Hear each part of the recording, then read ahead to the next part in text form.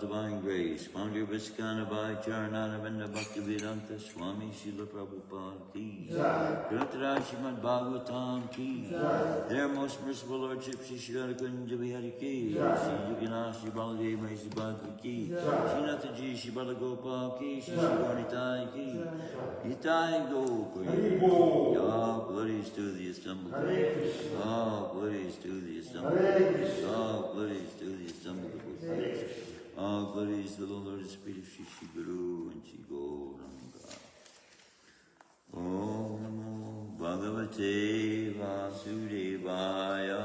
Om Namo Bhagavate Vasudevaya. Om Namo Bhagavate Bhagavate Vasudevaya. Om Namo Bhagavate Vasudevaya. Om Namo Bhagavate Vasudevaya. Om Namo Bhagavate Vasudevaya. Narayanam Namaskritya Naram Chaiva Narottamam Devam Saraswatim Vyasam Tato Jayamudiraye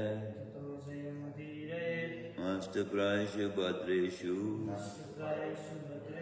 Nityam Bhagavata Sevaya Bhagavati Uttama Shloke Bhaktir Bhagavati Naishtaki. Did we do Varutini last Kanasi? Is that what we did? Or Mohini? We did Mohini, okay, so this is Apara. Now, we want to get the total benefit of the Ekadasi, so I'm going to read the Vaishnav name, and then you just repeat after me, and that way, as long as you just follow Ekadasi today, it will be as if you kept it perfectly, totally fasting, everything, just by repeating the names of Ekadasi. So we'll go through them. Utpana, Mokshada, Sapala, Utrada, Trisprisha, Baimi, Vijaya, Amalaki, Papamochani, Damanakaropani, Damanakaropani, Varutini, Mohini, Apara, Pandava Nirjal, Yogini, Devasayani, Kamika, Pavitropani, Anada, Parshva, Indira, Pashankush, Rama, Devatani, Visuddha, and Sudha. Now, you might notice that the ones we recited this time are different than the ones we recited last time we recited, because we recited the Vaishnav name this time, and we recited the Vedic name previously. So they're both names, they're all names of the Ekadasi. Now we are on Apara, which is chapter 13. Chapter 13. Whose book is that? This is the Ekadasi book. By? By Krishna Balaram Swami. I don't think he's still a member of this kind. He came to be known as in a fallen state after he had written this book. Krishna Balaram Swami. Yeah. Okay. Born in Vrindavan. Indian body? What's that? Indian body? Yeah. Born in Vrindavan. Apara Ekadasi. Yudhisthira Maharaj said, "Oh, Janardhan, what is the name of the Ekadasi that occurs during the dark fortnight of the month of Jyesta, between May and June? I wish to hear the glories of this sacred day. Please narrate everything to me."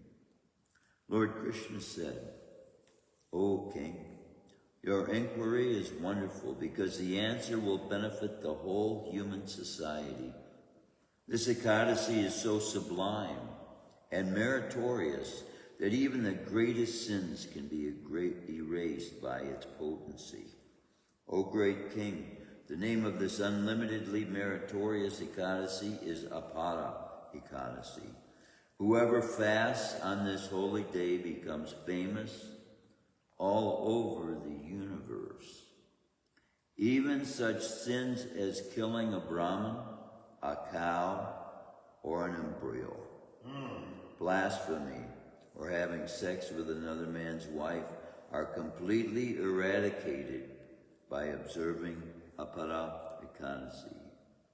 O King, People who bear false witness are most sinful.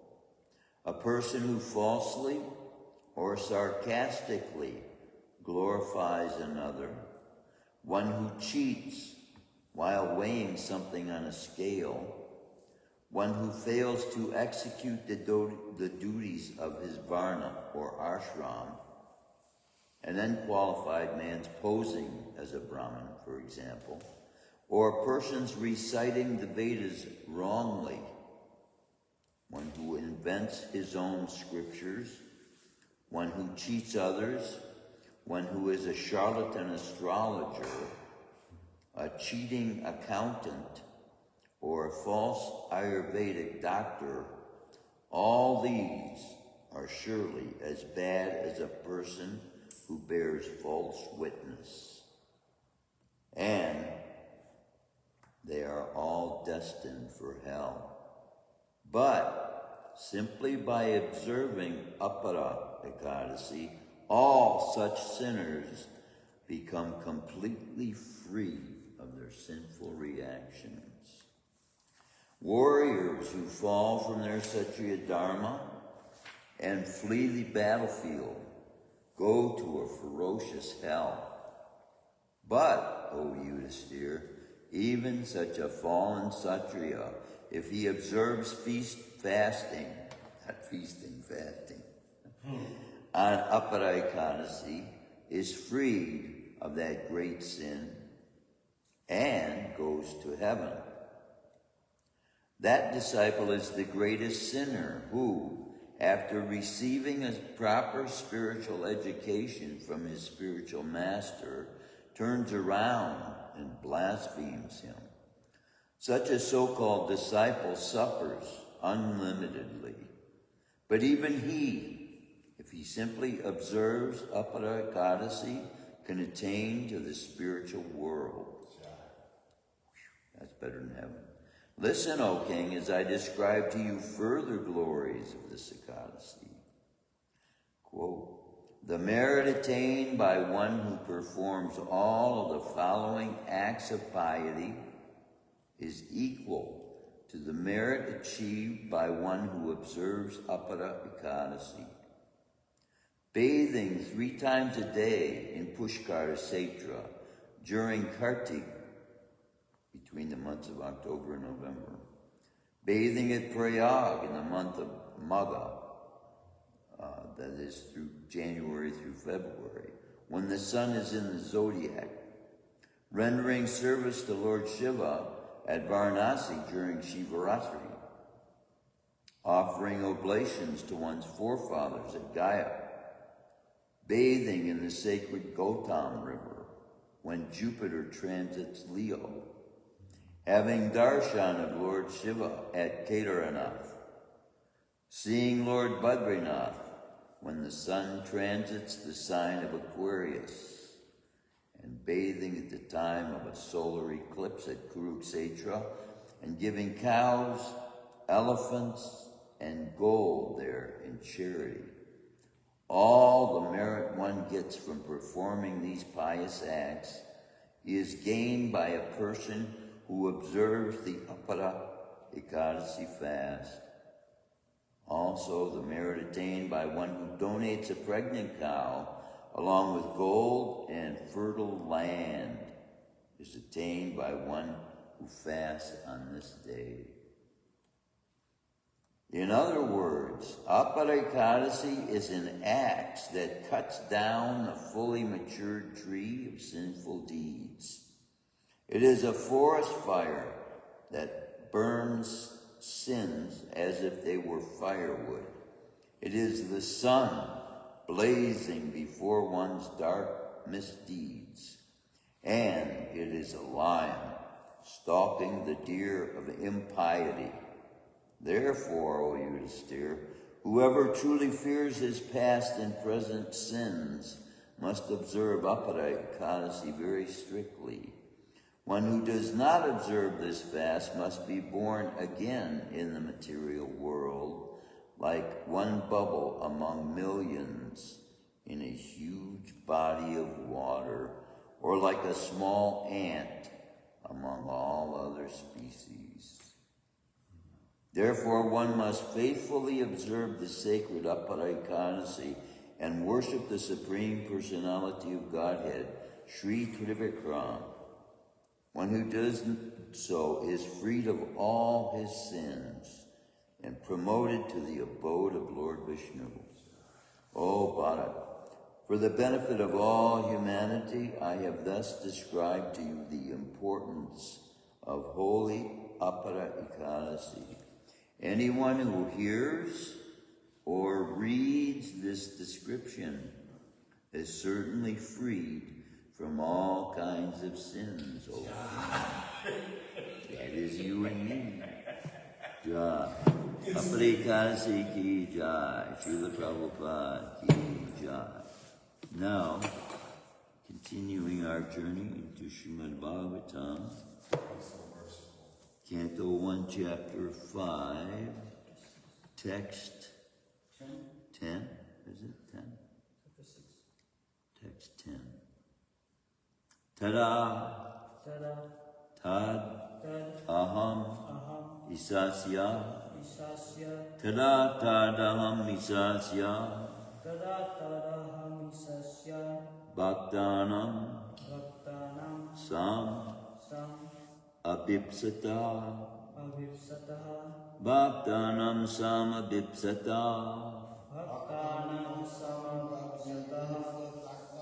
Anugraham Manyamanaha Anugraham Manyamanaha Pratishtam Disham Uttaram Pratishtam Disham Uttaram Tadataraham Isasya Tadataraham Isasya Tadataraham Isasya Bhaktanam samabhipsata Bhaktanam samabhipsata Bhaktanam samabhipsata Anugraham manyamana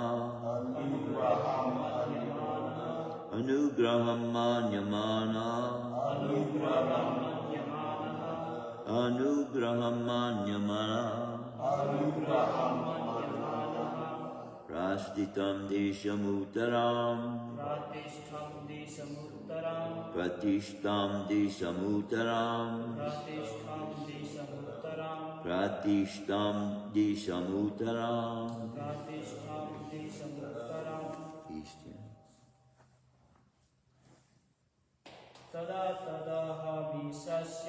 Tada tadahamisasya Bhaktanam samabhipsata Anugraham manyamanaha Pratishtam disamutaram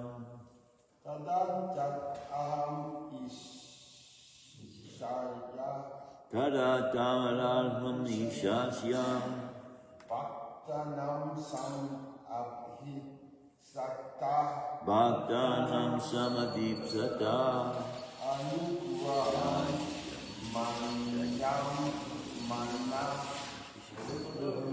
manyamana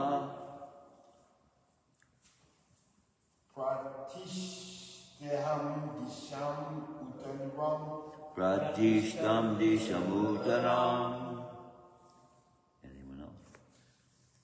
Tada. At that time. Tat. That. Aham. I. Isasya. Of the Lord. Bhaktanam. Of the devotees. Sam. Mercy. Abhipsata. Desiring Anugraham, special benediction, Manyamana,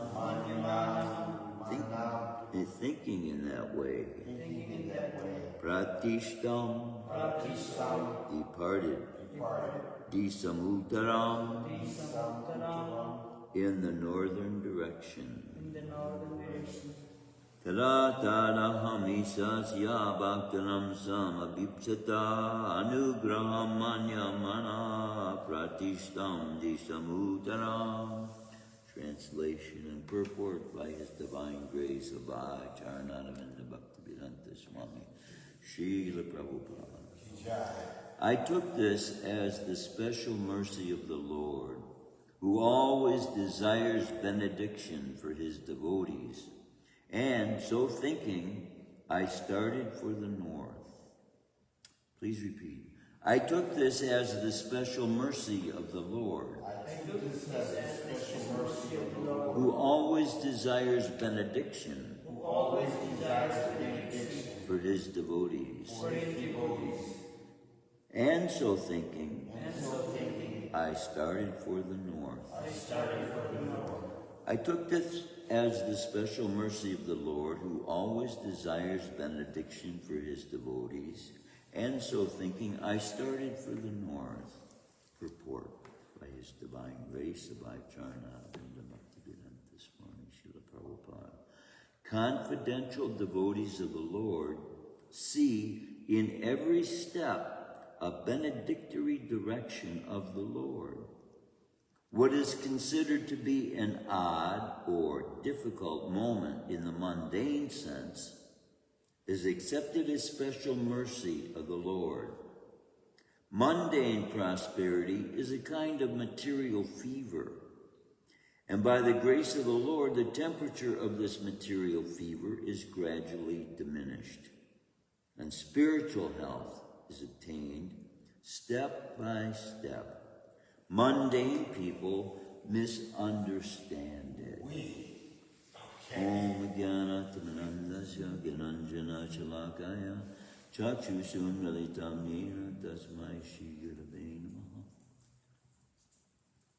So this is Narad Muni continuing his explanation of his previous birth to a maidservant, but who was nevertheless able to put her son into the hands of the Brahmins, who then trained him up in the manner of Vaishnava etiquette, actually. So, by Krishna's mercy now, we even are seeing how this Vaishnava society that was established at that time was normal for children to go learn from the Guru at a very young age, 5 years old, just like they go to school here. But in Vaishnava culture, they would be trained by the Guru because they are not going to learn mundane nonsense. They're going to learn their eternal purpose for having to be brought into this world and their eternal relationship with Krishna as well. And this is what Narad is actually revealing about the beginning stages of his spiritual relationship with Krishna and how it developed. Yesterday, I meant to look up 4 pillars of religion. We had talked about austerity, cleanliness, austerity, truth, and then there was one other that you were saying was compassion that I was feeling was something else. Because in this age, as this is also pointing out, that people who are of a mundane mind, which most of us are, before we come to Krishna consciousness, even most of the paths that are being presented as spiritual paths, for the most part, are accommodating people who are of a mundane mind, which this is also revealing people who are of that mind. They don't get the most confidential information about Krishna, about the etiquettes of Vaishnava etiquettes and all this stuff. So Narad Muni is revealing as we can see the benefits of a Vaishnava society being established for the whole world, because you won't have these kids running off, killing masses of, other students like that, developing these kinds of attitudes, because they come to realize how specially significant the human birth is. And then when children can learn how valuable it is and how difficult, if a soul leaves its body without self-realization, what are the chances? How now does this soul get back into a human form? If he falls to the hellish planets, which most people are leaving for without knowledge of proper relationship to Krishna, they're going to break everything we just talked about here. Every day they're killing just to continue their existence. And usually in this society, they're thinking of the cow's flesh as the most elevated form of meat to be eating. It's crazy. Yeah, so, this is the norm of the society that we have been born into. You have been born in India, right? Which is not the norm there. But even though India is currently in a fallen state, it's in a much more elevated state from the influence still carryover of Krishna's own presence in those cities that he had established. And so now what it is our responsibility, step by step, to help everyone we come in contact with to be able to understand principle by principle, these principles that will elevate people's consciousness to that eventually of Vaishnava etiquette. And then we can experience, if the whole world was practicing Krishna consciousness, then our experience of happiness will be totally elevated from what we are getting now in the world.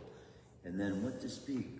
Our experience of government, our experience of education, our experience of relationships with each other, our experience of business, everything be so positively affected.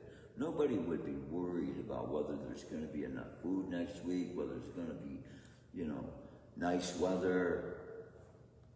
Everybody would be singing and dancing, glorifying Krishna, preparing food for Krishna. We're having a celebration. Krishna's coming and revealing to us when he came last, what he did. All these events. Srila Prabhupada at one point had said, if we celebrated every Vaishnava appearance day, we would have celebration every day. Okay. And we could be throwing these festivals every day, these holidays every day. Like we have Rath Yatra once a year.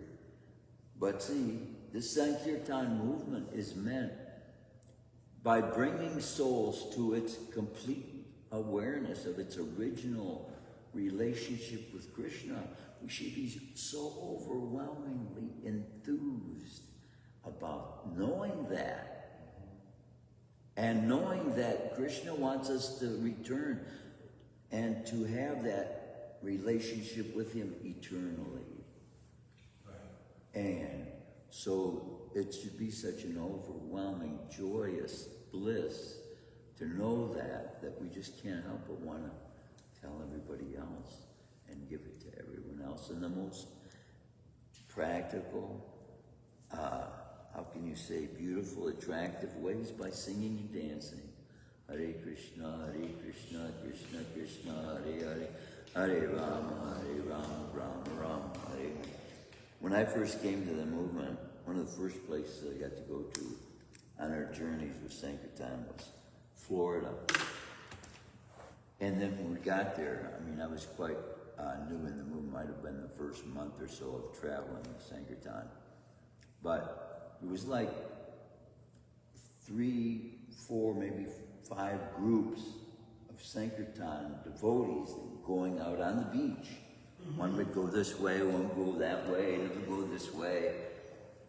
And I thought, wow, that's all they're doing.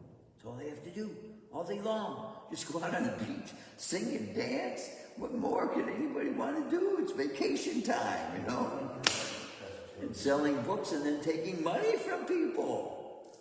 Wow. I thought, boy, this is what I want to do with the rest of my life. So, but see, now we're not doing that anymore. Practically speaking, in the United States, we have so much turned down this kind of interconnection with the general mass of public. So now we're taking on more the same perspectives, quote unquote, that churches have. Of course, the philosophy is still complete. We're not changing the philosophy, but the ability for us to be able to apply the philosophy, and that's what's making it more and more difficult for us to expand more rapidly. Because I mean, you know, we're all limited. If we have a job, there's only going to be a few amount of people we will have the ability to come in contact with through the day. And then amongst those, there's going to be a few people we're even going to have a conversation with that's going to be of much value, leaning towards God consciousness. So when in the beginning, the movement was, that's the whole thing, that's all we ever did, anybody ever did in the movement. So what we can do, what we're stuck to do in my mind is to pray to Krishna for the means to be able to reestablish with that purpose Srila Prabhupada had. Because everything's still there, the facilities are still there, but even in the management's mind, I don't think is now presently the same way it was in the beginning of having an ashram. Everybody leaves their jobs, and everybody just takes shelter under the temple. Everybody has 3 changes of clothes, and that's it. You don't have to worry about nothing. And everybody just goes out, distributes books, and sings and dances all day long. Or, you know, even when we're going out, you have to take prashadam, so somebody has to do the cooking, these kinds of things. But you know, too, see, with American so-called life, the golden years are said to be those years of retirement. People reach that age and then they can't do anything anymore, though. Their bodies are all deteriorated. And so, as devotees even though, we could be looking forward to the future, to the day that we don't have a job anymore, but we have the means to be able to bring books to the general masses. Get a little recreational vehicle that you can sleep in with your wife, or, you know, 2, 3, 4, 5 devotees, brahmacharis, whatever, and go from state to state to state to state, to rest stop to rest stop to rest stop, you know, and do everything we can just to distribute these books. And Krishna will empower us by that. And so, even so, just like living in the temple, when you're out there, you're engaging in Krishna's activities, you're free from karma. Desire to remain free from karma. Just take it as your responsibility now that you have the knowledge of these books and how valuable they are, to take them and the knowledge to everyone. If there's some way in our lives we can pray to Krishna, somehow make for us the means to be able to do that most efficiently, most effectively as a private. Did you want to ask a question?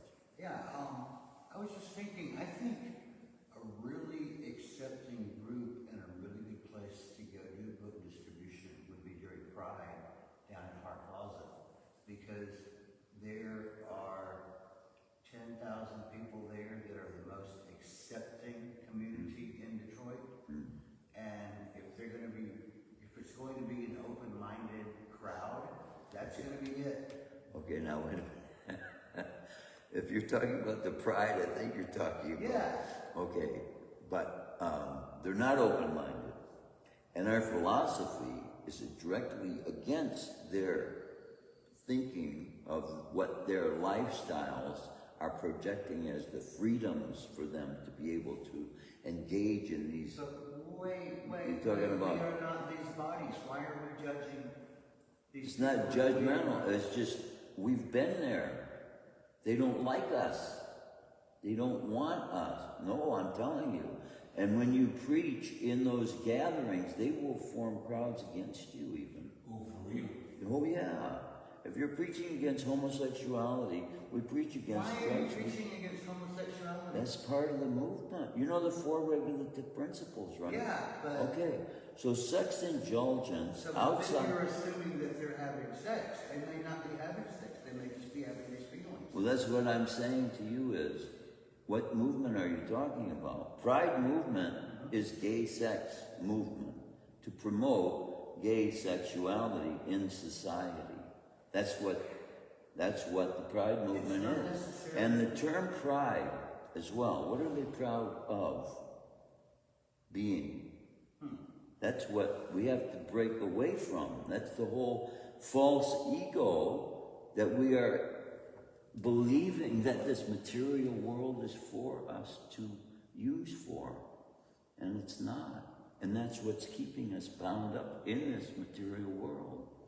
But this weekend, it's going to be a whole bunch of young people downtown. Yeah. The Techno Fest. Right. Those But see, will here be too. appreciated. Yeah. Now, we go to those events. I'm not saying we shouldn't go to these events. But we don't go with the mind with not realizing what state of mind those people are in. Okay. When you walk into a bar, you're not going to expect everybody to start singing hallelujah. Yeah. Okay.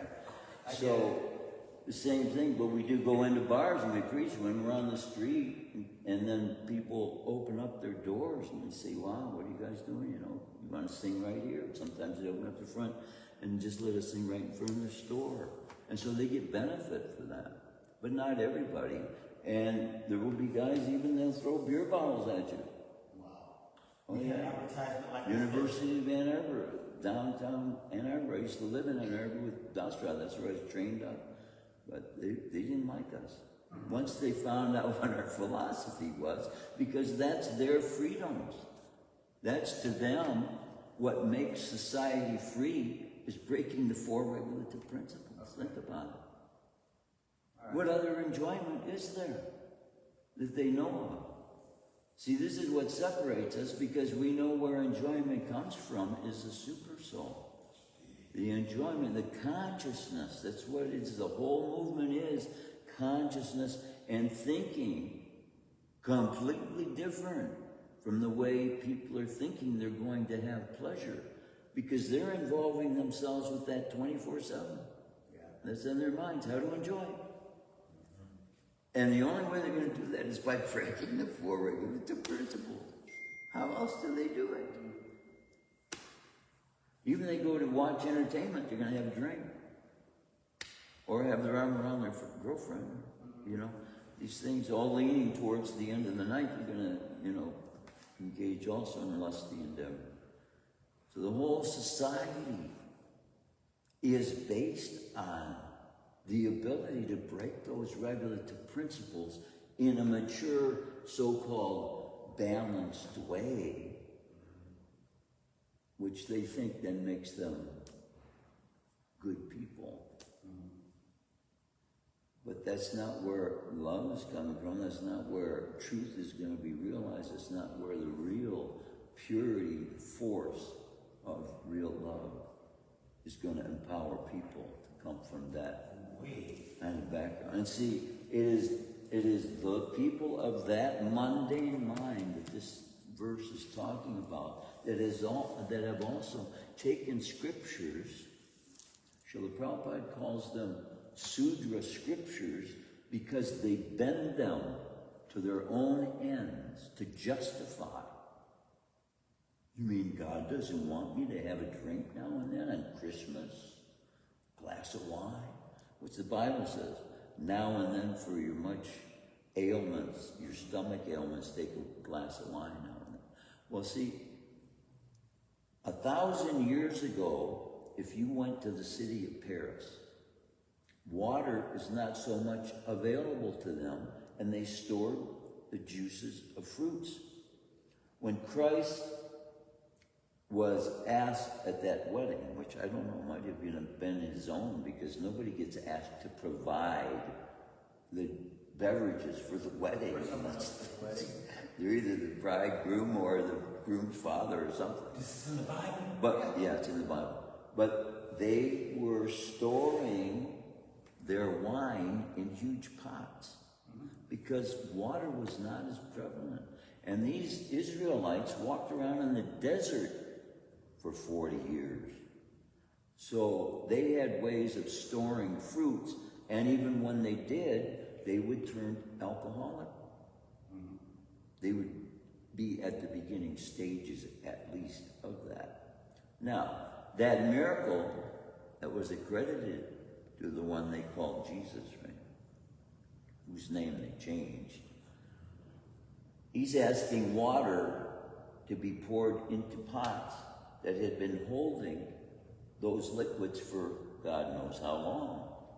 What happens if you pour water into a pot that's been holding alcohol that has a strain of liquid in it? It takes on the flavor of what's been in it.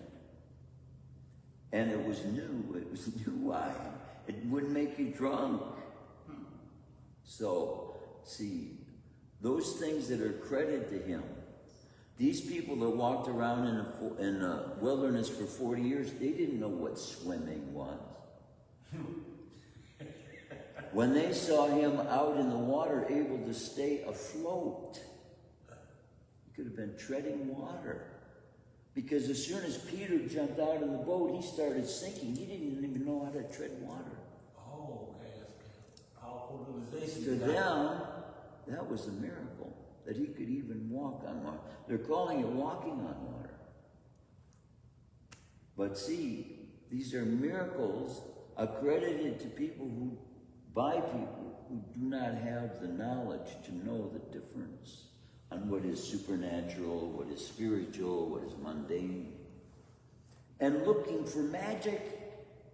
In this whole society, they're looking for magic. You know what AGT is, right? America's Got Talent. They want to see magic. Show us your powers. And what does the Bible say? An evil generation is looking for this kind of enticement. They want to have their ears tickled. They want to be told how great they are. They want to know themselves as great, having accomplished great things in this world by the buildings they build and all these accumulated wealth that they have of their things in this world. That makes them, in their minds, accomplished, successful, which is only going to get them another time around the same thing they've done over and over and over and over and over again for millions of lifetimes.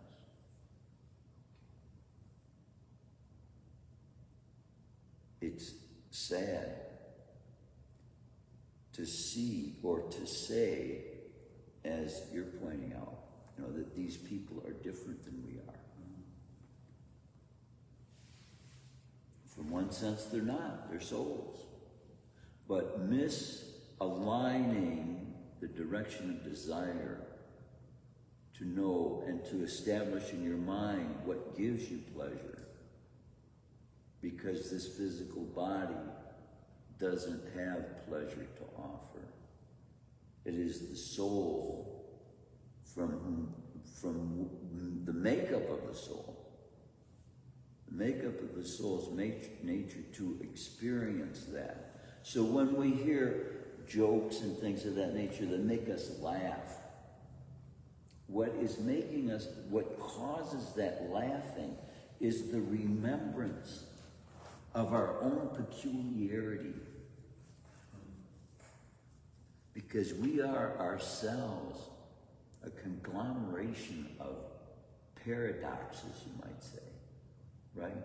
Total opposites. Hot, cold, spicy, sweet, these kinds of things are all in the makeup of our bodies. And everything we take into our body is constantly changing into those different forms that have, at one point, positive energy, at another point, negative energy. And it's got to be expelled, right? So everything is changing in this material world. In the spiritual world, everything is constant. So the energy is totally different. So this is why it's so important for the mind to be trained at such a young age, because then if the child is not given the direction to look at his physical body as some form of pleasure to obtain, then he doesn't look there, because he's finding that which is totally satisfying from the realization of who he is and what we are made of, and the substance of the soul to be experienced. Because if we're still looking for pleasures in this world, it is to that extent that we haven't found pleasure with who we are yet. It's like people painting their bodies too, it's a sign that I want it to be more beautiful than it is. I'm not happy with the way it is. I want it to be something else, of course. See, when devotees even decorating their body, they're doing that in performance of pastimes with Krishna, because the gopis do that as well. And they decorate the body with different things in remembrance of the festivals that they took part in with Krishna. So what happens in the material world, these become perverted. The same way Christianity did the same thing with its own holidays.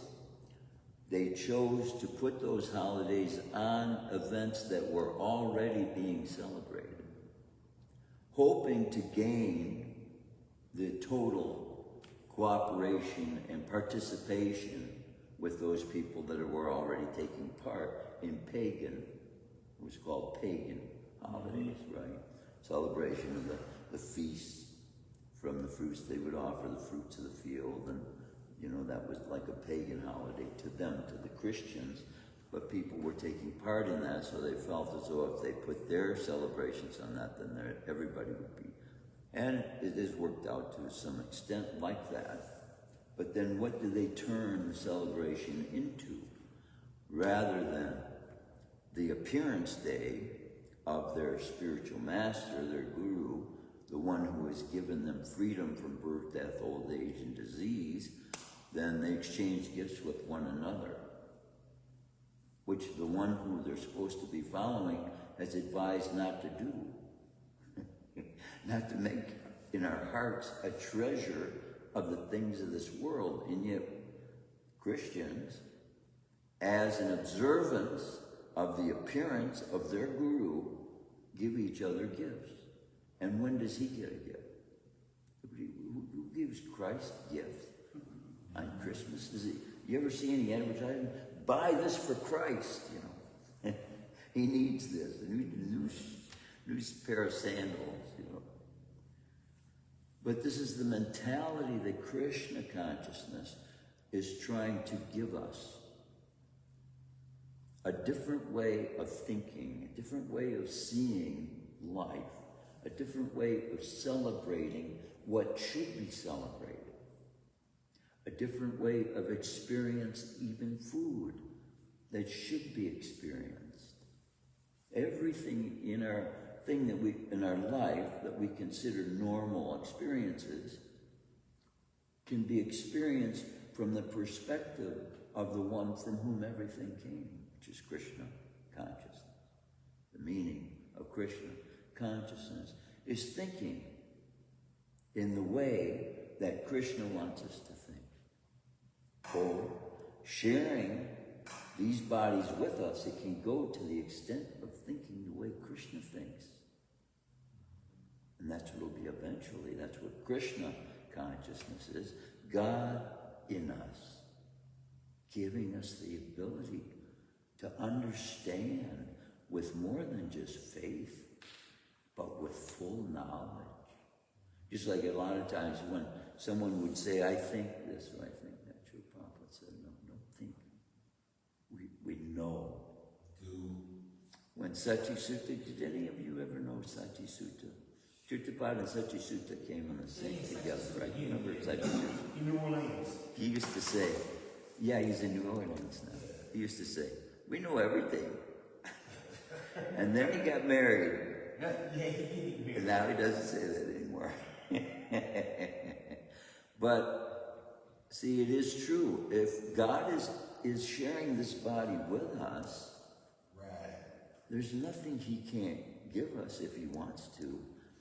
You know? And if we act in such a way that Krishna finds it pleasing for him to give that to us for use in our service, then automatically it'll happen. We don't have to think about it, we don't have to wish for it, anything. Just engage in the service, develop the purity we need to present the philosophy as it is, not to change it and try to direct it for our own justification and things, but as it is, and then everything will come. Yeah. We wouldn't be able to see from a Krishna conscious perspective if someone didn't have a Krishna conscious perspective to be able to give us the viewpoint of. And that's why Guru is so important. The writing is necessary, but the application of the writing then brings the living writing. Then the human being that follows the writing becomes the living truth. So what Christ said, I'm the truth, the life, and the way, that's who we become also. When we follow the truth, the life, and the way, then we are that. That's the meaning of Satchidananda. You are Satchidananda. And so these teachings are to remind us of that also, and to give us realization of that. And it's funny, that clock says the same time it did yesterday at this time. Yesterday at this time? And 10 minutes from now, we'll be saying the same thing. It is 9 o'clock till now. Any comments, any questions, any realizations? Thank you so much Yeah. for clarifying that. Well, I hope I didn't speak offensively, but see, I can speak this way to you, but if one of them came here and I spoke the same way, I would have to kind of flavor my words a little bit. Yeah, I get it. Yeah. Yeah, it makes sense. Because we have you're here because you appreciate the principles of God. And 4 of those principles are the principles we keep that separate us from people whose minds are leaning towards believing that the breaking of those 4 regular principles is the satisfaction of the human being. Yeah. Yeah. Any other questions, comments? Grantaraj Shrimadbhagavatam, Ki Jai, Srila Prabhupada, Ki Jai. But there are going to be a lot of people listening on the internet that are going to be in the crowd.